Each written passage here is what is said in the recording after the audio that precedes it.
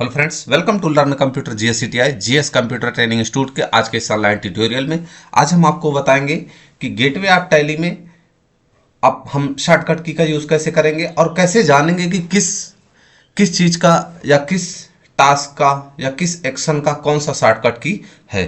तो सबसे पहले मैं देखूंगा गेटवे ऑफ टैली में मास्टर्स है, ट्रांजेक्शन्स है, यूटिलिटीज़ हैं, रिपोर्ट्स हैं। ये चार अलग अलग चीज़ें हैं यहाँ पे। और चारों में यहाँ पर आप क्रिएशन देखेंगे, अल्ट्रेशन देखेंगे, चार्ट्स ऑफ अकाउंट्स देखेंगे, वाउचर्स, डे बुक। तो सबसे पहले मैं सी फॉर क्रिएट की बात करूंगा।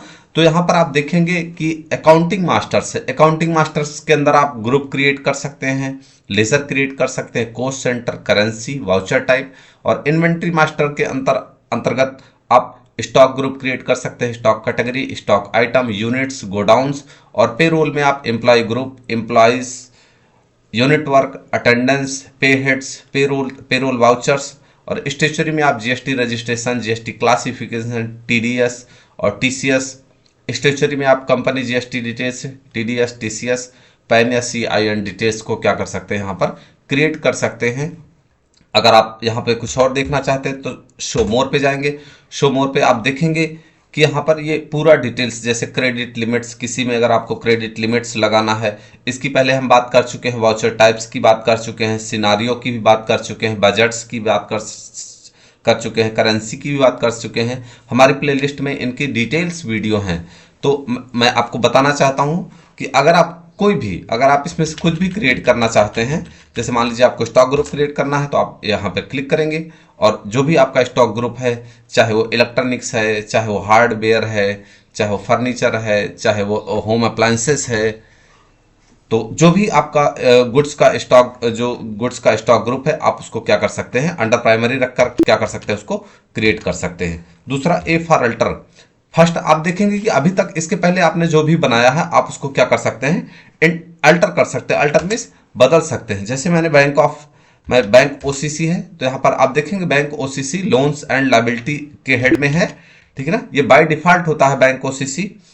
कैपिटल अकाउंट देखें, कैपिटल अकाउंट अंडर प्राइमरी होता है। कैपिटल का मतलब वही कैपिटल की, जैसे कोई भी एक, जो भी बंदा कंपनी को चलाने के लिए कंपनी में पैसे को इन्वेस्ट करता है, कैपिटल कहलाता है। इन्वेस्टमेंट देखेंगे आप, इन्वेस्टमेंट अंडर प्राइमरी है। और यहाँ पर मोबाइल देखेंगे, टेलीफोन। आप इसको इसको यहाँ से क्या कर सकते हैं, यहाँ से जो भी ग्रुप इसका बदलना है आप इसको बदल सकते हैं। बट हम ऐसा नहीं करेंगे क्योंकि ये क्या हुआ है, पहले से बना हुआ है। तो ए फॉर अल्टर का मतलब क्या हुआ है कि यहाँ पर जो भी हमने क्रिएट किया था क्रिएशन में, और उसको हम क्या कर सकते हैं, अब बदल सकते हैं। शो मोर पे जाएंगे तो और सारी डिटेल्स दिखाएगा, जो एक आध दो छिपी रहती है वो भी यहाँ पर क्या करेगा, हमें दिखाई देगा। फिर उसके बाद नेक्स्ट है charts of accounts. Charts of accounts अगर आप ग्रुप देखना चाहें तो आप यहाँ पर ग्रुप देख सकते हैं। लेजर देखना चाहें, आपके किस हेड के अंदर कौन सा लेजर बना हुआ है। वाउचर टाइप्स आप देख सकते हैं, कौन कौन सा वाउचर टाइप है। कोस्ट कैटेगरीज देख सकते हैं, प्राइमरी कोस्ट कैटेगरी है, कोस्ट सेंटर आप देखेंगे कि इनडायरेक्ट एक्सपेंस है, इनडायरेक्ट इनकम है, फिक्स एसेट है। और करेंसीज इंडियन में है। Budgets and scenario creation, scenario alt up to, A for April, M for March. Scenario भी नहीं क्रिएट हुआ है। स्टॉक ग्रुप्स आप देख सकते हैं कि स्टॉक ग्रुप क्या क्या बना हुआ है, देखो आप यहाँ पर देखेंगे। और उसके बाद स्टॉक आइटम क्या क्या बने हुए हैं, स्टॉक कैटेगरीज क्या क्या बने हुए हैं, यूनिट्स क्या क्या बने हुए हैं। आप देखेंगे कि यहाँ पर यूनिट्स है, गोडाउन्स कितने बने हुए हैं, ये सारे। यहाँ पर एम्प्लॉय कैटेगरी आप देखेंगे, यहाँ पर अभी एम्प्लॉय कैटेगरी क्या हुआ है, नहीं बना हुआ है, इसके बारे में हम आगे बात करेंगे। बट आप यहाँ से जो भी आपने सबसे पहले आपने क्रिएट किया, फिर उसके बाद अल्टर किया, फिर उसके बाद आप उसको देख सकते हैं। नेक्स्ट है V for voucher. V for voucher मैं F4 करूंगा तो कॉन्ट्रा आ जाएगा, F5 करूंगा तो पेमेंट वाउचर, F6 से रिसिप्ट वाउचर, F7 से जर्नल, और F8 से सेल्स वाउचर। आप देखेंगे सेल्स, और सेल्स में कंट्रोल H करूंगा तो मैं आइटम इनवॉइस मोड, ये आइटम इनवॉइस है, फिर से कंट्रोल H किया। अकाउंटिंग इनवॉइस मोड, फिर से कंट्रोल H किया एज ए वाउचर टाइप।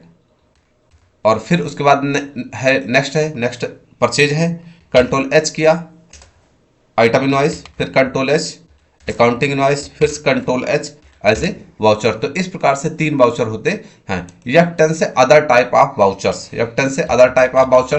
आप देखेंगे कि यहाँ पर जो अकाउंटिंग वाउचर कॉन्ट्रा है, क्रेडिट नोट है, डेबिट नोट है, इनकी सबकी यहाँ पर शॉर्टकट कीज क्या हुई है, दी हुई है। इन्वेंट्री रोल, इन्वेंट्री में मटेरियल इन है, मटेरियल आउट है, फिजिकल स्टॉक है, स्टॉक जर्नल है, ऑर्डर डिटेल्स है, job work in, job workout, पे रोल डिटेल्स है।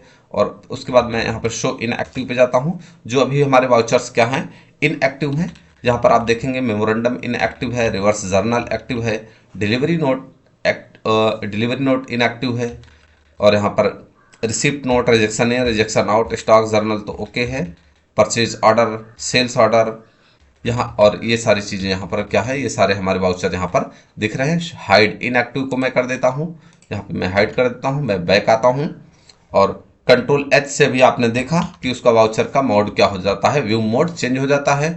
Control I for more details, import details अगर कुछ है, अगर मुझे इम्पोर्ट डिटेल्स फिल करना है, वाउचर को नरेशन को लिखना है किसी भी वाउचर के, अगर ऑर्डर डिटेल्स में कुछ भी फिलअप करना है, पार्टी डिटेल्स में कुछ भी मॉडिफाई करना है, कंसाइनी डिटेल्स में कुछ भी मॉडिफाई करना है, रिसिप्ट डिटेल्स में कुछ भी मॉडिफाई करना हुआ है, सप्लायर डिटेल्स में। मैं आपको बताऊं कि आप जिस भी वाउचर पे रहेंगे, आप जिस भी वाउचर पे रहेंगे, अगर आप वहां पर किसी भी पार्टिकुलर डिटेल की, अगर आप इंपोर्ट डिटेल्स भरना चाहते हैं, वाउचर भरना चाहते हैं या अपडेट करना चाहते हैं, तो आप यहां से सीधे मोर इसमें आएंगे।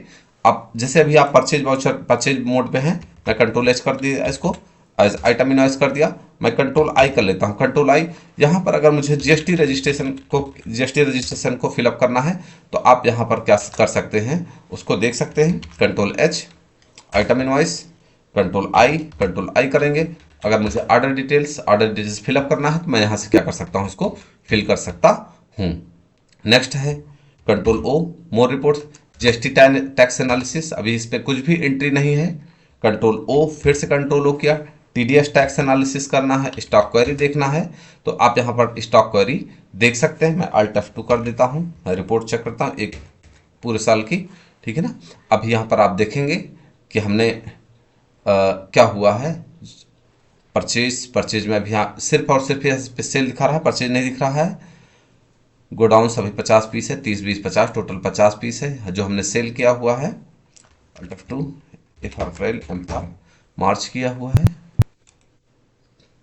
परचेज हमने टोटल कॉस्ट 50 पीस परचेज किया है, परचेजिंग में सेल्स, और यहाँ पर 20 यहाँ पर ये सेल किया हुआ है, और आइटम सेम कैटेगरी ये यहाँ पर नहीं दिख रहा है, ठीक है ना। और मैं वापस आता हूँ, और फिर उसके बाद control L for optional, control L for optional. Optional voucher का मतलब है, इसके बारे में हम पहले भी डिस्कस कर चुके हैं। ऑप्शनल वाउचर का मतलब ये होता है कि एक ऐसी डील जो अभी फाइनल नहीं हुई, हमने उसको जनरली एक एक एक प्रोफार्मा इनवॉइस बना के दे रखा है, that's called optional voucher. Next है control T, control T means post dated. Post dated cheque का मतलब ये होता है, पोस्ट डेटेड चेक भी हमने पढ़ रखा है पिछली वीडियोस में। पोस्ट डेटेड चेक का मतलब ये होता है कि हमने चेक पहले से किसी को एडवांस दे रखा है, लेकिन मैंने चेक में वही चेक उसी टाइम पर उसको पैसा मिलेगा चेक से, जब जब उस चेक की डेट पूरी हो जाएगी, या जिस डेट को चेक जारी किया गया है, जिस चेक पर जो भी डेट पड़ी हुई है, उस डेट से पहले चेक नहीं मिलेगा या उसका अमाउंट नहीं मिलेगा। नेक्स्ट है K for day book, K for day book, alt F2, A for April, M for March. यहाँ पर आप देखेंगे मैं F4 प्रेस करता हूँ, आप देखेंगे कि अटेंडेंस अगर मुझे देखना है तो अटेंडेंस नहीं है अभी यहाँ पर, कॉन्ट्रा भी नहीं है, क्रेडिट नोट भी नहीं है, debit note, alt F2, A for April, M for March, debit note,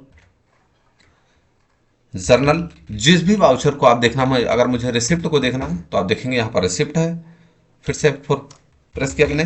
payment को देखना है तो मैं यहाँ पर पेमेंट है। तो इस प्रकार से आप जो भी रिपोर्ट देखना चाहें उसको यहाँ से क्या कर सकते हैं, देख सकते हैं। नेक्स्ट यहाँ पर बहुत इंपॉर्टेंट चीज़ है कंट्रोल F, मुझे 50 से कंट्रोल F, मैं बैक करता हूँ, के alt F2, A for April, M for March, F4 receipt में मुझे 50,000 की, मान लीजिए अभी यहाँ पर तो दिख रहा है, लेकिन मुझे क्या करना है, 20,000 की मुझे रिपोर्ट देखनी है। कंट्रोल F, इकाई, भाई, सैकड़ा, हजार, 10,000, 20,000, alt F2, A for April, M for March, alt F2, A for April, A for March, control F, इकाई, दहाई, सैकड़ा, हजार, 10,000, लाख, 2 लाख की देखनी है तो आप देखेंगे कि यहाँ पर मैंने 20,000 नहीं एंट्री था तो 20,000 नहीं दिख रहा था, और 2 लाख की यहाँ पर एंट्री है। 2 लाख में जैसे आप अपने कीबोर्ड से जैसे ही कंट्रोल F करेंगे, कंट्रोल F बेसिक फिल्टर, और यहाँ से 2 लाख मैंने एंट्री किया, 2 लाख तुरंत आ गया कि 2 लाख का आपका कौन सा वाउचर है। फिर उसके बाद N for banking, banking option है, बैंकिंग बी प्रेस करेंगे, बैंकिंग हमारे पास कितनी बैंकें हैं। उसके बाद आप इंपोर्ट डेटा को इंपोर्ट कर सकते हैं। Cheque printing, C for cheque, किस बैंक का चेक प्रिंट करेंगे। चेक रजिस्टर, आपने कितना चेक आपने जारी किया हुआ है वो यहाँ पर रजिस्टर है। Post dated summary, post dated summary, post dated में अभी कुछ भी एंट्री नहीं है यहाँ पर, हम पोस्ट डेटेड को यहाँ से क्या कर सकते हैं, देख सकते हैं। Deposit slip, D for deposit slip, deposit slip यहाँ से आप देख सकते हैं। फिर उसके बाद पेमेंट एडवाइस यहाँ पे आप देख सकते हैं। और फिर उसके बाद नेक्स्ट पॉइंट है हमारा B for balance sheet. Balance sheet को आप यहाँ से रिपोर्ट्स में अल्ट F1 करके डिटेल रिपोर्ट देख सकते हैं। P for profit and loss देख सकते हैं कि आपका क्या प्रॉफिट हुआ है, क्या आपका लॉस हुआ है। Next stock summary, alt F1 करके आप स्टॉक समरी यहाँ से क्या कर सकते हैं। 50 पीस हमने परचेज किया हुआ, 50 पीस हमारे पास क्या हुआ है, अभी डेली स्टॉक में अवेलेबल है। आर फॉर रेशियो, रेशियो आप देखेंगे यहाँ पर जो हमारी कैपिटल है, वर्किंग कैपिटल वो कितनी है। कैश इन हैंड हमारे पास कुछ नहीं, बैंक अकाउंट्स में कितने पैसे, ओडी में क्या है। सन्डी डेप्टर्स, मुझे अपने पैसे कितने मिलने हैं, मुझे देने कितने पैसे हैं। सन्डी क्रेडिटर्स, सेल्स अकाउंट क्या है, परचेज अकाउंट क्या है, स्टॉक इन हैंड हमारे पास क्या है, नेट प्रॉफिट क्या है, और वर्किंग कैपिटल टर्नओवर क्या है। और यहाँ पर ऐसे इन्वेंट्री टर्नओवर क्या है हमारे पास। फिर करंट रेशियो, जो करंट रेशियो है वो क्या है अभी, क्विक रेशियो क्या है, डेब्ट इक्विटी रेशियो क्या है, ग्रॉस प्रॉफिट क्या है, नेट प्रॉफिट क्या है, और फिर उसको ऑपरेटिंग कॉस्ट क्या है, रिसीव्ड टर्नओवर इन डेज क्या है, रिटर्न ऑन इन्वेस्टमेंट कितना है, और रिटर्न ऑन वर्किंग कैपिटल क्या है। फिर उसके बाद डी फॉर डिस्प्ले रिपोर्ट्स, आप यहाँ पर देखेंगे ढेर सारी यहाँ पर रिपोर्ट है, इसके बारे में हम बाद में बात करेंगे। O for dashboard report, O for dashboard report आप देखेंगे कि यहाँ पर जो भी वहाँ पे जो भी अभी हमने देखा बैलेंस शीट में और प्रॉफिट एंड लॉस में, वो यहाँ पर पूरा है। सेल्स हमारा क्या है, परचेज क्या है, कैश फ्लो क्या है, रिसीवेबल्स क्या है, ट्रेडिंग एसेट्स क्या है, एसेट्स एंड लायबिलिटी क्या है, अकाउंट रेशियो क्या है, कैश एंड बैंक अकाउंट्स क्या है, टॉप ग्रुप्स एंड लेजर्स क्या है, इन्वेंट्री टर्नओवर्स क्या है। यहाँ पर सारी चीज़ें क्या हो रहा है, बता रहा है। दोस्तों आज की इन्फॉर्मेशन हम यहीं पर क्लोज करते हैं। नेक्स्ट एंट्री में हम सीखेंगे नेक्स्ट एंट्री में सीखेंगे डिस्प्ले और डिस्प्ले मोर रिपोर्ट्स, जैसे trial balance, day book, cash flow, fund flow, ये सारी चीज़ें हम क्या करेंगे, सीखेंगे। दोस्तों अगर आज की इन्फॉर्मेशन आपको अच्छी लगी हो तो प्लीज़ वीडियो को लाइक करें, अगर चैनल पर नए सब्सक्राइब करें और दोस्तों के साथ शेयर करें।